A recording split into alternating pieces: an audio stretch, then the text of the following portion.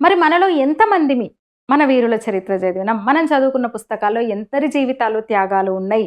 ఎంతమంది వీరుల విజయగాథల్ని, విజయాల్ని మన పాఠాల్లో చేర్చారు? 'శంభాజీ' సినిమా వచ్చే వరకు మనలో చాలా మందికి ఆ వీరుడు గురించే పూర్తిగా తెలీదు. మన పిల్లలకి ఎట్లా చెప్తాం? వాళ్ళకెట్లా తెలుస్తది? మనకెవరి గురించి తెలుసు మరి? ఖిల్జీలు, గజనీలు, ఘోరీలు, తుగ్లకులు, మొఘలులు, అసఫ్జాహీలు, నైజాములు, బాబర్, అక్బర్, హుమాయూన్, జహంగీర్, షాజహాన్, ఔరంగజేబ్.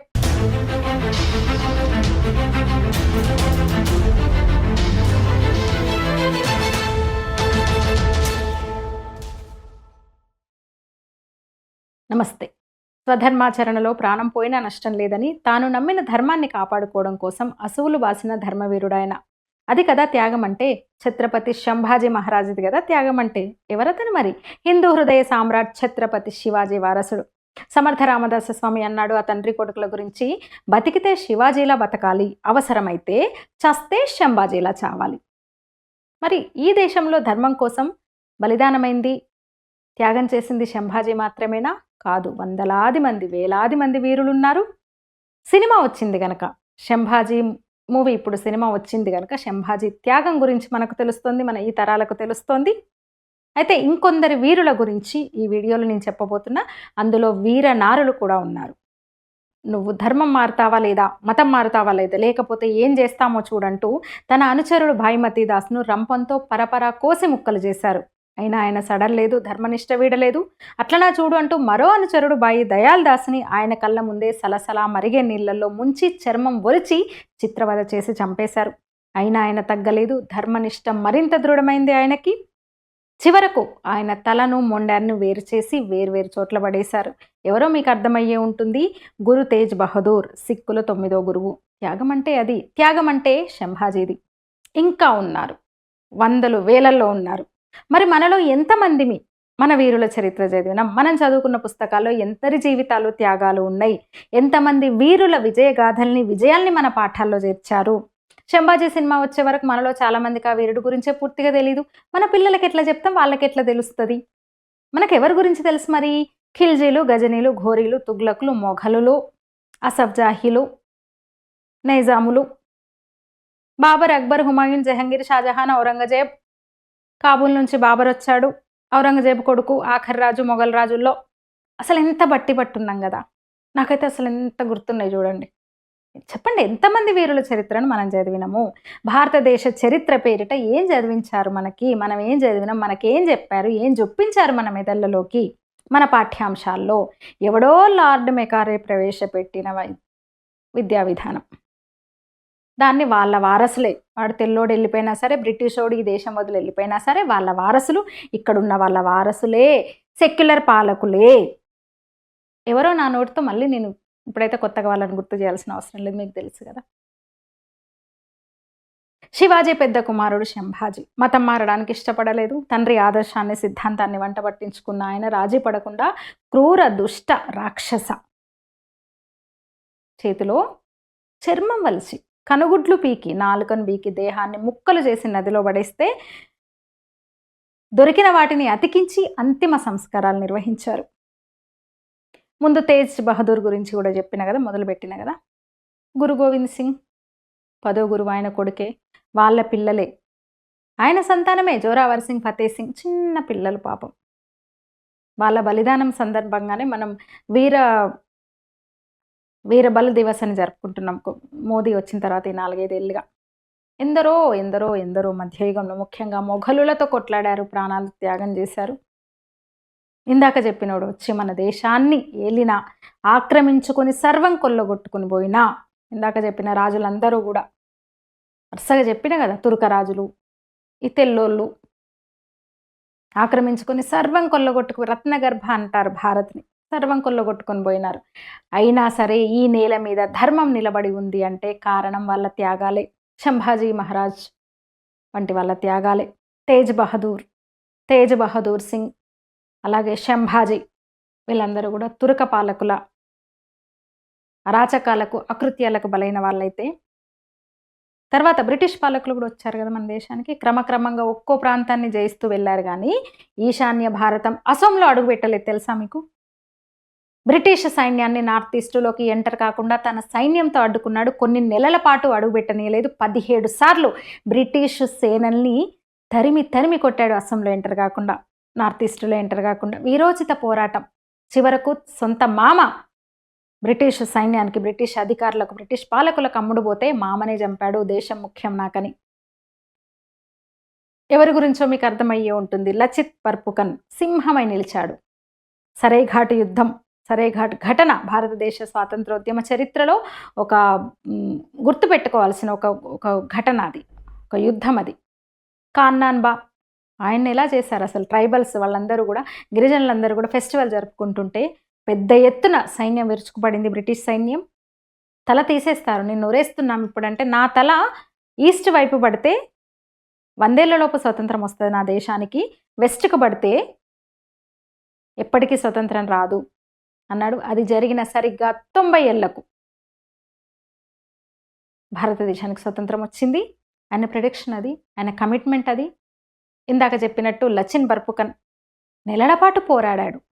నెలల పాటు 17 సార్లు వచ్చారు బ్రిటిష్ సేనలు. 17 సార్లు తరిమి తరిమి కొట్టాడు. మహారాజా పృథు, అహోం రాజే, అహోం అంటారు వాళ్ళు, అసోం మనం అంటాం కదా, అహోం.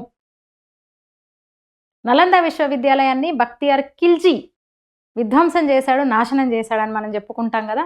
ఖగోళ, గణిత, జ్యోతిషాస్త్ర అన్నీ అసలు విదేశీయులు వచ్చారు. క్రీస్తు పూర్వమే విదేశీయులు వచ్చి మన భారతదేశానికి వచ్చి తక్షశిల, నలంద విశ్వవిద్యాలయాల్లో చదువు నేర్చుకొని వెళ్ళారు. వాళ్ళు శాస్త్రాన్ని నేర్చుకొని వెళ్ళారు ఇక్కడ వచ్చి గురువుల దగ్గర.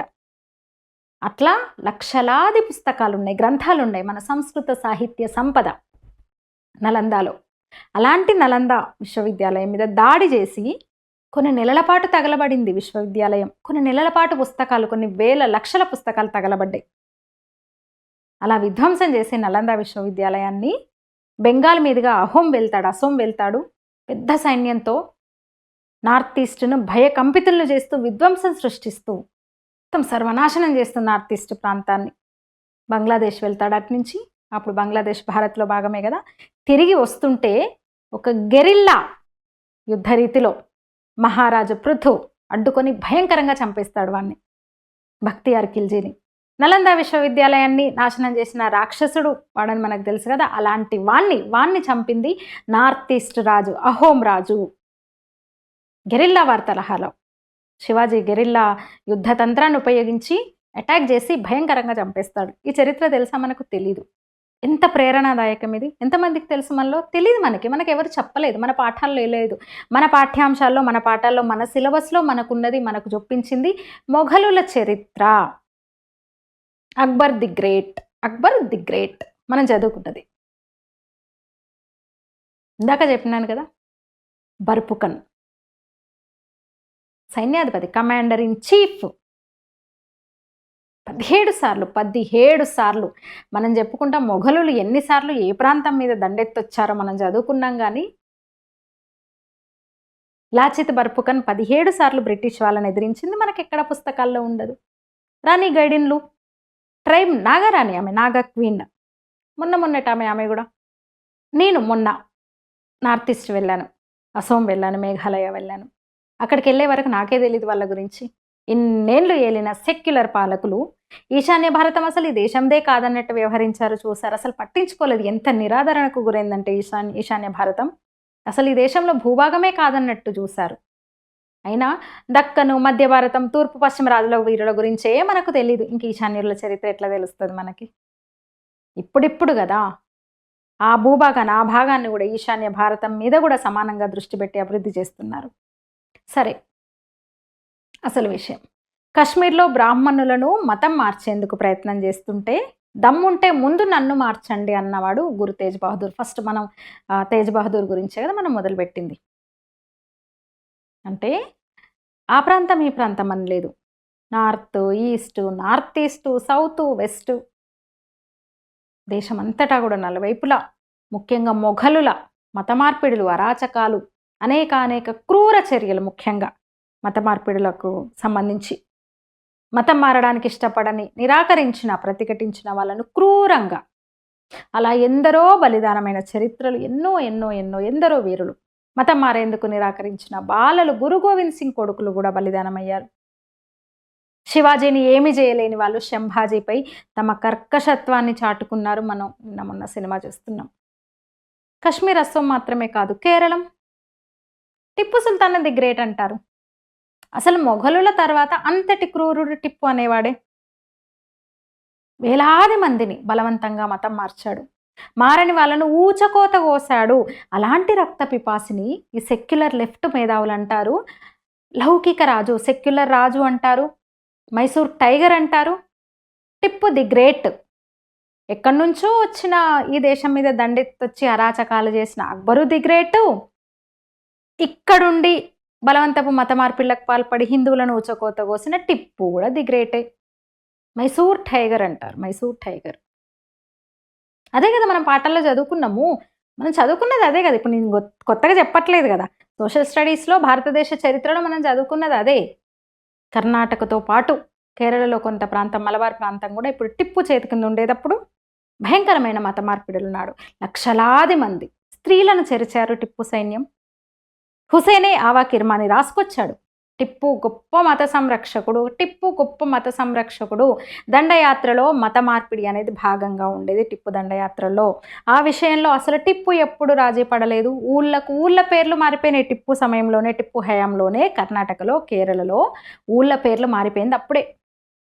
ఇస్లాం తప్ప మరొకటి లేదు అని మౌలానా అలీఖాన్ రాసుకొచ్చాడు టిప్పు అనేవాడని. కానీ మనమేం చదువుకున్నాము?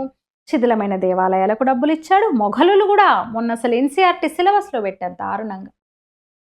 ఔరంగజేబు ఆలయాల పునరుద్ధరణకు గ్రాంట్లు ఇచ్చాడు అని రాసుకొచ్చారు. కంప్లైంట్ చేస్తే మళ్ళీ ఎన్సీఆర్టీ దాన్ని తొలగించినట్టుంది మొన్న. అది మొఘలులు టిప్పు సుల్తాన్ దేవాలయాలకు డబ్బులు ఇచ్చారు, పునరుద్ధరించారు, పునర్నిర్మించారు అని రాసుకొచ్చిన ఘనులు మనోళ్ళు. ఎన్ని అబద్ధపు ప్రచారాలు! అసలు ఈ తుక్కుడే గ్యాంగు ఇంకా చేస్తున్న అబద్ధపు ప్రచారాలు. వాళ్ళు చేసిన చరిత్ర వక్రీకరణ త్వరలోనే మరొక వీడియోలో నేను వివరంగా చెప్తాను. అమ్మో, పిల్ల లెక్కలు నేను ఎప్పుడు అంట కదా, మామూలుగా అంటారు కదా, రాస్తే రామాయణం అంతా చెప్తే భారతం అంతా అని. అంతకన్నా ఎక్కువ వీళ్ళ అరాచకాలు, దుష్ప్రచారాలు, చరిత్ర వక్రీకరణ. ముఖ్యంగా ఉన్న చరిత్రను, మన వీరుల, మన ఘన చరిత్రను, మన విజయాల చరిత్రను పెట్టలేదు ఎక్కడ మన పాఠ్యాంశాల్లో, మన సిలబస్లో. లేనివన్నీ కల్పించి సర్వమత సహనం విలసిల్లింది. ఇప్పుడు అక్బర్ కాలంలో టిప్పు ది గ్రేట్. భారతదేశంలో లౌకిక రాజుల్లో టిప్పు గొప్పవాడు. అంత తీవ్ర స్థాయిలో తురకల దండయాత్రికులను, తెల్లోళ్లను ఎదుర్కొన్నారు. తీవ్రమైన ప్రతిఘటనాది ఎక్కడికక్కడ. అడుగడుగున ఒక్కో ప్రాంతంలో ఎంతోమంది వీరులు వాళ్ళని ఎదుర్కొని దేశం కోసం, ధర్మం కోసం త్యాగాలు చేశారు. వీరులే కాదు, వీరాంగనలు కూడా ఉన్నారు. చిత్తోడు రాణి పద్మినిని గుర్తు చేసుకుందాం ఈ సందర్భంగా. వందలాది మంది మానవతులు మ్లేచ్చులు అంటపడకుండా సామూహికంగా అగ్నికి ఆహుతైన 1303 చిత్తోడు దంతం, అందులో మిళితమైన పద్మిని ఉపాఖ్యానం జాతి జనుల మనస్సుల్లో చెరగని ముద్ర వేసినాయి కదా. పద్మావతి పేరుతో కూడా సినిమా వచ్చింది, కానీ ఏం చూపించారు అందులో? మనం చూడాల్సింది అది కాదు. పద్మిని పుట్టుక, ప్రేమ, అల్లావుద్దీన్ చూసిన లేదా చూడని అద్దం గురించి కాదు కదా, మాత్రమే కాదు కదా, 100 మైళ్ళు సాహస యాత్ర చేసి తనను కామించిన తురుష్క ముష్కరుడి దివానంలోకి ధైర్యంగా వెళ్ళి భర్తను బందిఖానా నుంచి విడిపించిన వీర నారిని మనం గుర్తు తెచ్చుకోవాలి, చూడాలి. మనం గర్వించవలసింది అటు ఇటు అన్ని వైపులా నుంచి కోటను చుట్టుముట్టి యుద్ధ విద్యలన్నీ ప్రదర్శించి అల్లావుద్దీన్ చేసిన భీషణ సంగ్రామాన్ని ఎదుర్కొని ధైర్యంగా మేవాడు సామ్రాజ్యాన్ని చివరి ఊపిరి వరకు కాపాడిన రాజపుత్ర వీరుల శౌర్యాన్ని చూసి. క్షోభించవలసింది హైందవ మానినుల సామూహిక ఆత్మాహుతిని తలుచుకొని. అశ్రుతర్పణం చేయాల్సింది చిత్తోడ్లో సుల్తాన్ రాక్షసంగా సాగించిన ఊచకోతకు నిష్కారణంగా వలైన 39,000 అభాగ్యుల ఆత్మశాంతి కోసం. ఇక సంతోషించవలసింది మ్లేచ్ఛ రాకాసులు అన్నన్ని ఘాతుకాలకు పాల్పడి చిత్తోడు వంటి కంచుకోటలు ఎన్ని కూల్చినా హిందువుల ధర్మయుద్ధం ఆగనందుకు. హైందవ పరాక్రమం అజేయంగా నిలిచి అంతిమ విజయం సాధించినందుకు. వీరుల జాతి అంటే ప్రపంచంలో మనదే. అలాంటి ఓ వీరుడి కథ తాజాగా తెరకెక్కింది. శంభాజీ సినిమా ద్వారా ఏమర్థమవుతుంది? వాళ్ళు లేకపోతే ఏమయ్యేది దేశం? ఇంతమంది ఉన్నా, ఎంత శక్తివంతులమైనా ముక్కలు చేశారు దేశాన్ని. నిన్న మొన్న అడ్డంగా చీల్చారు అంటే ఇంకా ఎంత శక్తిమంతం కావాలి మనం?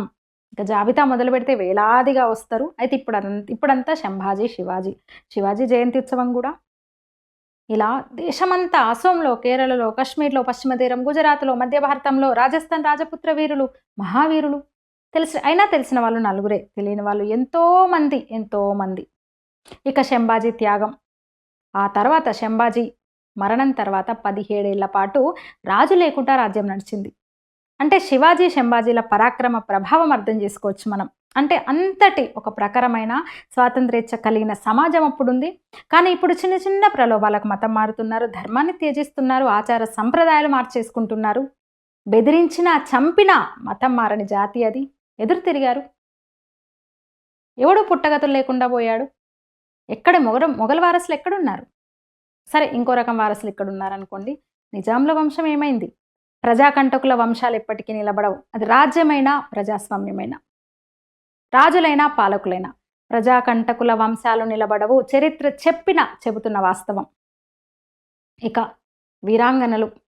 రుద్రమదేవి ఝాన్సీ రాణి మాత్రమే కాదు, త్రిభువనదేవి రాణి దిడ్డ ఒడిశా, మధ్య భారతం రాణి దుర్గావతీదేవి గోండ్వానా ప్రాంతం, రాణి అబ్బక్క మంగళూరు ప్రాంతం, రాణి కర్ణావతి ఘర్వాల్ ప్రాంతం, రాణి మంగమ్మాల్ మధురై తమిళనాడు మధురై, రాణి చెన్నమ్మ కేలడి, ఉమాయమ్మ రాణి ట్రావెన్కోర్ మన కేరళ ప్రాంతం, రాణి తారాబాయి మహారాష్ట్ర, అహల్యబాయి హోల్కర్ గురించి మనకు ఎక్కువ తెలుస్తుంది. ఈ మందిరాలకు సంబంధించి అయోధ్య, వారణాసి మందిరాల ప్రస్తావన వచ్చినప్పుడు ఈ మధ్య చాలామందికి అహల్య హోల్కర్ తెలుస్తుంది కొంచెం. వేలు నాచియార్, శివగంగ రాణి, కిత్తూరు చెన్నమ్మ, కిత్తూరు రాణి, కొయిలి మానవ బాంబు కొయిలి, ఇలా వీర నారుల చరిత్రను కూడా మునుముందు నా ఛానల్ ద్వారా వీడియోలు చేసే ప్రయత్నం చేస్తాను, తెలిపే ప్రయత్నం చేస్తాను. ఈ వీడియో మీద మీ అభిప్రాయాలు తప్పక తెలపండి. నా వీడియో నచ్చితే లైక్ చేయండి, షేర్ చేయండి, ఛానల్ని సబ్స్క్రైబ్ చేయండి. ధన్యవాదాలు.